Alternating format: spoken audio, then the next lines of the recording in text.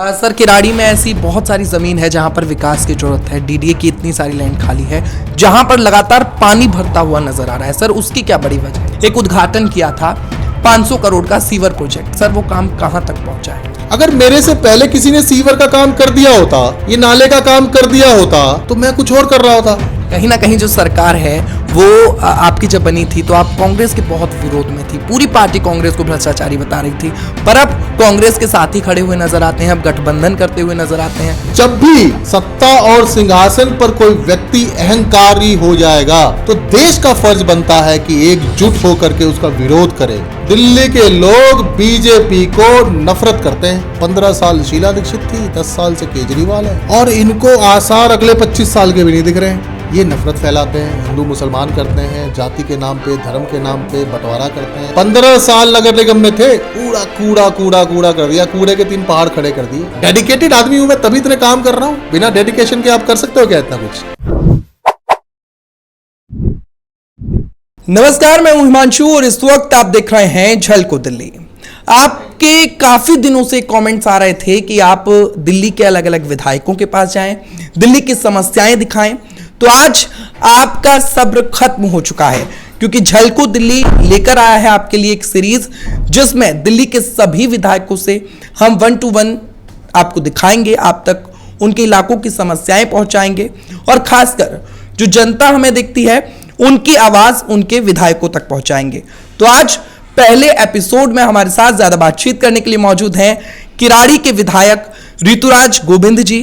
किसी परिचय के मोहताज तो नहीं है। सर को आपने टीवी पर बहुत धारते हुए देखा होगा, विपक्ष को लताड़ते हुए देखा होगा। आज हम सर से जुड़ेंगे, बातचीत करेंगे। सर बहुत बहुत स्वागत है झलको दिल्ली में आपका। नमस्कार सर, बातचीत हम यहीं से शुरू करेंगे क्योंकि फिलहाल जिस तरीके से देखा जा रहा है, अध्यादेश को लेकर जिस तरीके से लगातार राजनीति हो रही है, लगातार पार्टी का ये कहना है कि पार्टी की आवाज को लगातार दबाया जा रहा है और ट्रांसफर पोस्टिंग की जो पावर सुप्रीम कोर्ट ने पार्टी को दी थी वो उनसे छीनी जा रही है। इस पर सर आपका क्या कहना है? देखिए, सबसे इम्पोर्टेंट बात यह है, अब अध्यादेश बिल बन गया है और दोनों ही लोकसभा राज्यसभा से वो पास हो गया है। आप एक चीज़ समझिए कि भाजपा का काम करने का तरीका क्या है। भाजपा या तो चुनाव जीतती है या जहां चुनाव नहीं जीतती है वहां पर में उपचुनाव से फिर सरकार बनाती है। यानी कि महाराष्ट्र में क्या हुआ, एकनाथ एपिसोड हुआ, कर्नाटक में इससे पहले क्या हुआ था, मध्य प्रदेश में क्या हुआ, इसी प्रकार से अलग अलग स्टेट्स में ऑपरेशन लोटस करती है, विधायक को तोड़ती है, ईडी करती है, सीबीआई करती है। बाय हुक और क्रुक इनको सत्ता में आना है, गुंडागर्दी से आना है। अब आप देखिए दिल्ली में क्या कर रहे हैं। दिल्ली में बनवास को 25 साल हो गए। दिल्ली के लोग बीजेपी को नफरत करते हैं। 25 साल हो गए सत्ता में आए हुए, 25 साल। 15 साल शीला दीक्षित थी, 10 साल से केजरीवाल है, और इनको आसार अगले 25 साल के भी नहीं दिख रहे हैं, क्योंकि कर्म ऐसे हैं। दिल्ली के लोग पढ़े लिखे हैं, समझदार हैं। ये नफरत फैलाते हैं, हिंदू मुसलमान करते हैं, जाति के नाम पे, धर्म के नाम पे बंटवारा करते हैं, नफरत फैलाते हैं, आग लगाते हैं। काम धाम इसको कुछ करना नहीं है। 15 साल नगर निगम में थे, पूरा कूड़ा कूड़ा कूड़ा कर दिया, कूड़े के 3 पहाड़ खड़े कर दिए। दिल्ली वालों ने लात मार करके नगर निगम से भी बाहर कर दिया, वहां पे भी केजरीवाल को ले आए। उस दिन से आग लगी हुई है इनके अंदर, क्योंकि ये चुनाव नहीं जीत पा रहे हैं दिल्ली के अंदर में। इनको दिल्ली वालों से खुंदक है, गुस्सा है, तो किसी से ये मुकाबला नहीं कर पा रहे हैं, किसी से मुकाबला करने की औकात नहीं है, तो अपने पावर का गलत इस्तेमाल करके, पॉलिटिकल वेंडेटा करके, ईडी सीबीआई का इस्तेमाल करके, सिंधे सिंधिया करके, सिसोदिया को जेल में डाल करके ये राजनीति करना चाहते हैं। ये गलत बिल लेकर के आए हैं, गैर संवैधानिक है। देखिएगा, जब ये सुप्रीम कोर्ट के अंदर में अभी जब केस दाखिल हो चुका है जुडिशियल बेंच में, जब इस कानून की स्क्रूटनी की जाएगी तो इस कानून को पूरी तरीके से पलट दिया जाएगा, क्योंकि पूरी तरीके से संविधान के खिलाफ है। मतलब आपका कहना है जिस तरीके से राहुल गांधी की सदस्यता पुनः बहाल हो गई है, इसी तरीके से ये भी? आपने बहुत अच्छा बताया, राहुल गांधी की सदस्यता को किस तरीके से गैर कानूनी तरीके से खत्म करने का काम किया। सारा विपक्ष इनके लिए दुश्मन है। तमाचा लगा ना। पर सर कहीं ना कहीं कहीं ना कहीं जो सरकार है वो आपकी जब बनी थी तो आप कांग्रेस के बहुत विरोध में थी, पूरी पार्टी कांग्रेस को भ्रष्टाचारी बता रही थी, पर अब कांग्रेस के साथ ही खड़े हुए नजर आते हैं, अब गठबंधन करते हुए नजर आते हैं, बेंगलुरु में मीटिंग करते हुए नजर आते हैं। आप मेरी बात सुनिए, आपको जो मैं बात कह रहा हूं कि यहां पर बात सही और गलत की है। जब भी सत्ता और सिंहासन पर कोई व्यक्ति अहंकारी हो जाएगा तो देश का फर्ज बनता है कि एकजुट होकर के उसका विरोध करे। गवर्नमेंट ऑफ इंडिया एक्ट 1935 में तो अंग्रेज भी लेकर के आए थे, लेकिन उसमें क्या था कि चुनाव होगा लेकिन पावर नहीं देंगे। उसी प्रकार से आपने दिल्ली की जनता के हक और अधिकार को छीनने का काम किया है कि दिल्ली के अंदर विधानसभा तो होगी लेकिन पावर नहीं होगी। तो क्या झक मारेंगे यहाँ के एमएलए? करेंगे क्या हम लोग? जनता लेफ्टिनेंट गवर्नर के पास जाएगी क्या कि हमारा सीवर ठीक करा दो, सड़कें ठीक करा दो, नाली ठीक करा दो? कि अपने विधायक के पास आएगी, अपने पार्षद के पास जाएगी? किसके पास जाएगी जनता? आपने एक लाइन बोली कि सड़क, नाली, चौराहे जब खराब होंगे तो जवाब पार्षद और एमएलए से मांगा जाएगा, ना कि एलजी से। बिल्कुल सही बात है सर, इसी मुद्दे पर लौट आए सर। बिल्कुल सर, आपके इलाके में लगातार देखा गया है काफी सारी सड़कें जो खड़ंजे में तब्दील होती हुई नजर आ रही हैं। आपने 2021 में जब 13 मार्च का दिन था, दिल्ली के जो उस वक्त के स्वास्थ्य मंत्री थे सत्येंद्र जैन और दिल्ली के मुख्यमंत्री अरविंद केजरीवाल के साथ एक उद्घाटन किया था 500 करोड़ का सीवर प्रोजेक्ट। सर, वो काम कहां तक पहुंचा है? अच्छा, आप मुझे बताइए, आपने उस प्रोजेक्ट को कवर किया था। उस प्रोजेक्ट का जो डेडलाइन है वो 4 साल का है। आप मुझे बताइए कि 5000 गलियां, 5000 सड़कों पे 12 लाख लोगों के लिए जो ये प्रोजेक्ट है, जो एलएनटी कर रही है, उसको पूरा करने की समय सीमा 4 साल है। 4 साल का समय सीमा पूरा होता है 2024 के 31 दिसंबर तक, है ना? अभी ये प्रोजेक्ट 50 से 60% पूरा हो चुका है। हमें पूरे उम्मीद है सभी जनता जनार्दन के सहयोग से 31 दिसंबर 2024 तक जो इसका डेडलाइन है, हम लोग उसको मीट करने की पूरी कोशिश करेंगे और सब लोग कोशिश करेंगे तो हमेशा वो होगा। अभी दिक्कतें हैं क्योंकि 5000 गलियां और सड़कों पे एक साथ सीवर का काम हो रहा है। सर, किराड़ी में ऐसी बहुत सारी ज़मीन है जहां पर विकास की जरूरत है, डीडीए की इतनी सारी लैंड खाली है जहां पर लगातार पानी भरता हुआ नजर आ रहा है। सर, उसकी क्या बड़ी वजह है? आप एक बात समझिए कि पानी जो है पूरे किराड़ी में जीरो ड्रेनेज है, जीरो सीवरेज है। पूरे किराड़ी में ड्रेनेज और सीवरेज पे काम चल रहा है। जब ये सीवर का पंपिंग स्टेशन शुरू हो जाएगा तो अगले साल आप आना इंटरव्यू करने के लिए, यहाँ एक बूंद पानी नहीं नजर आएगा क्योंकि सारा पानी का निकलने का पूरा व्यवस्था बन रहा है। और रही बात डीडीए की, जो खाली ज़मीन है, 28 एकड़ ज़मीन डीडीए से हमने खरीदा है। उसमें 10 नए स्कूल बना रहे हैं, फायर स्टेशन बना रहे हैं, यूजीआर बना रहे हैं, हॉस्पिटल बना रहे हैं और एक बड़ा बस डिपो बना रहे हैं जहाँ से 200 बसें चलेगी पूरे दिल्ली की। और मैं तो कहता हूँ हिमांशु जी, आप इसी क्षेत्र के रहने वाले हैं, हमारे छोटे भाई जैसे हैं। अगली बार आप कार्यक्रम करिएगा, may be after 15th September, monsoon के बाद, जितने भी प्रोजेक्ट्स मैंने बताए उसको ग्राउंड जीरो से जाकर कवर करेंगे और वो ज़मीन के कागज़ और सब कुछ मैं आपको दिखाऊंगा। तो हमारे दर्शकों को ज़रूर आप दिखाएंगे सर? ज़रूर दिखाएंगे, उसमें कोई फर्जी वाला थोड़ी है। तो मतलब अभी जिस तरीके से लोग अपने आप को ठगा हुआ महसूस करते हैं इस इलाके में जब वो रहते हैं, रिश्ते नहीं आते, रिश्ते नहीं होते हैं सर, लोगों के रिश्ते नहीं होते हैं, ठगा हुआ महसूस करते हैं, ये एक बड़ा विचित्र शब्द है। लेकिन मेरे कहने का मतलब एक बात बताइए, ये लोग कहते हैं सर। आप खेत में बसे हैं, अब वहाँ सरकार सड़क बना रही है, उससे पहले सीवर लाइन डाल रही है, तो सीवर के लिए मान लो गड्ढा खोद रहे हैं, मान लो चैम्बर बना रहे हैं, फिर सड़क बना रहे हैं। तो आपने तो खेत में ज़मीन खरीदा था, आपकी ज़मीन की तो वैल्यू हम बढ़ाने जा रहे हैं अब, सारी बुनियादी सुविधाएं देके।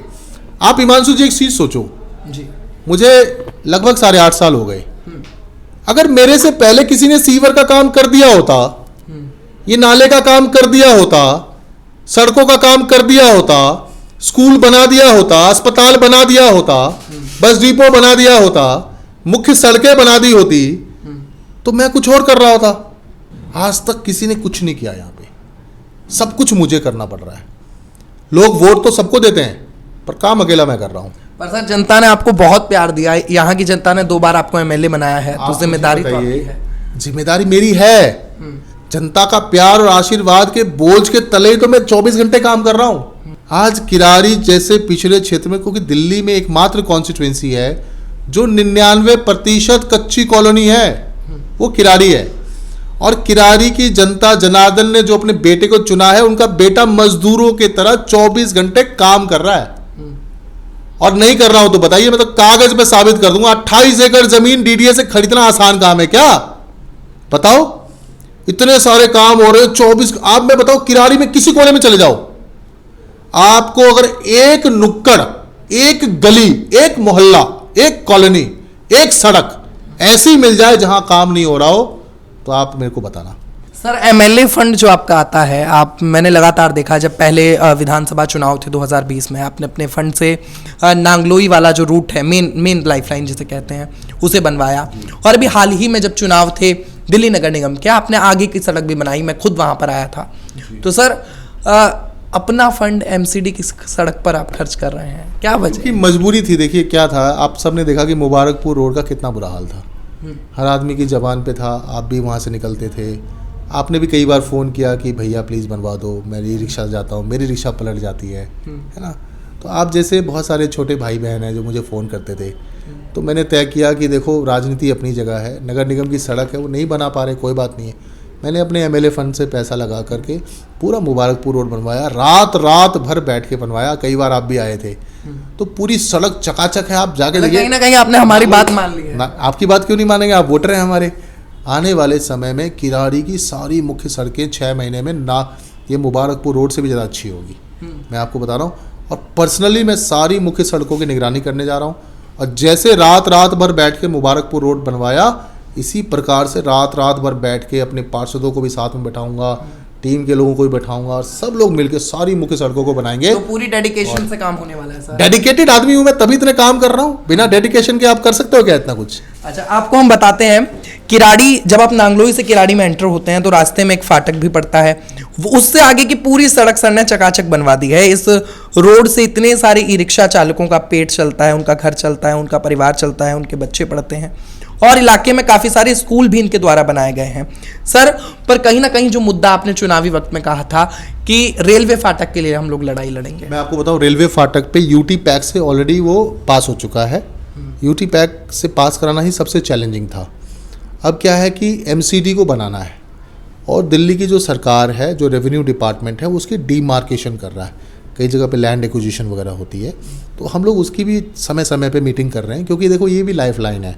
क्योंकि रेलवे फाटक का एक बार समाधान हो जाएगा तो उससे मान के चलिए इस सारे किराड़ी के लोग कनेक्ट हो जाएंगे। अभी फाटक पे बहुत जाम लगता है, आने वाले समय में ये जाम और बढ़ेगा।